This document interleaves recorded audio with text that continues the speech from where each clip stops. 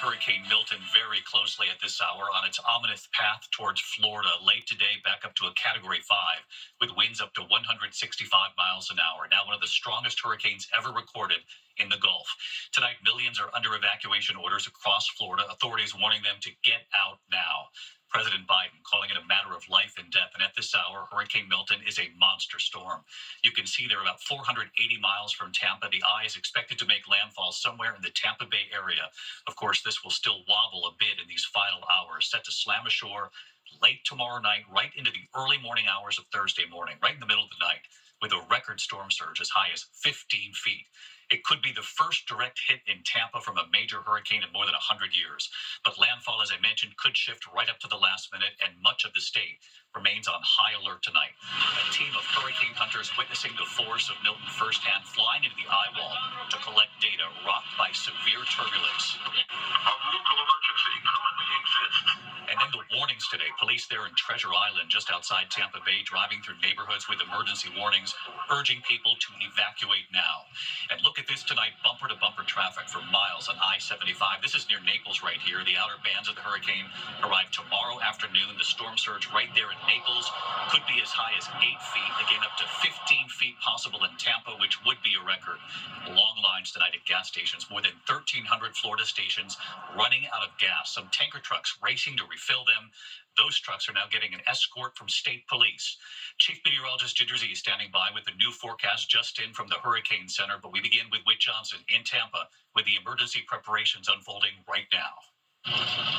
Tonight, mandatory evacuations on both coasts of Florida. Highways jammed. Millions heeding the calls to get out of Hurricane Milton's path before it's too late. Tampa's airport already deserted. Orlando's packed, set to close tomorrow. Authorities filling Tropicana Field with cots, a base camp for first responders. Governor DeSantis mobilizing some 8,000 National Guard troops. This is probably the largest National Guard mobilization in advance of a storm in Florida history. The monster hurricane strengthening back into a Category 5 in the Gulf. Hurricane hunters jolted by extreme turbulence as they flew into Milton's eye wall. A storm taking aim at the Tampa metro area, home to more than 3 million people, and hasn't seen a direct hit from a major hurricane in more than 100 years. Say you're in a single-story home, 12 feet is above that house. So if you're in it, basically that's the coffin that you're in. Many of the streets here in Tampa are still lined with debris, all of this left over from Hurricane Helene, which came with a record storm surge of up to 8 feet in some places. But if you take a look above from our drone camera, you can just imagine what could happen to these homes with a surge nearly twice as high. It was above the baseboard. Tani Tahirai just finished gutting parts of his home after Helene. This is what's left. This is what's left out of the house. I was able to salvage. Now forced to evacuate again with his wife and 3 children. The kids, this is their safety, right? This is when they come for safety. So when that's threatened, they're going to cry. And not just because they lost toys or clothes or their favorite shoes, but they cry because this is their safe zone. Tampa General Hospital, which treats the area's most critical patients, will remain operational, hoping the aqua fence they used to keep the surge away during Helene will also hold up against Milton. Nothing potentially like this, a storm surge up to 15 feet, has happened in our lifetime. That's right. How much does that concern you? Well, I think the hospital's ready, right? It's concerning, but I think we're ready. And David, this Tampa neighborhood is one of many now almost deserted as people are leaving. Counties are also offering buses to help take people to shelters.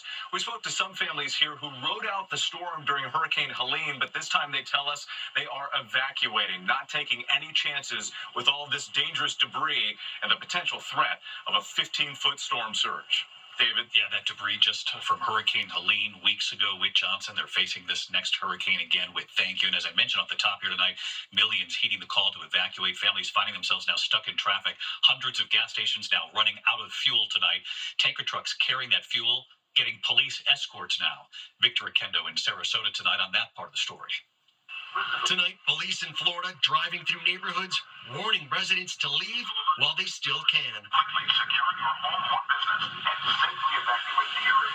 The race to escape slowed by traffic jams and long lines for gas. More than 1,300 stations statewide running out of fuel, according to Gas Buddy. It's been I would say, a tremendous task to get gas.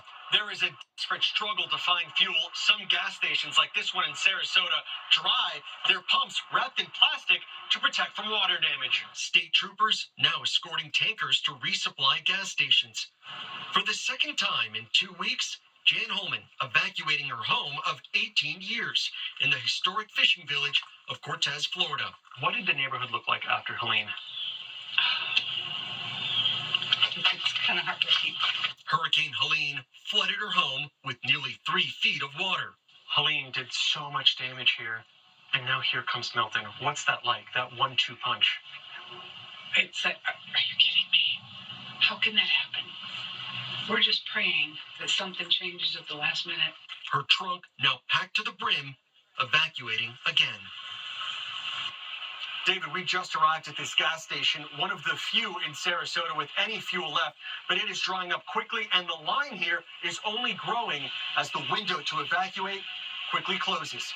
David? Let's hope those families get the gas that they need. Victor Akendo, thank you. Let's get right to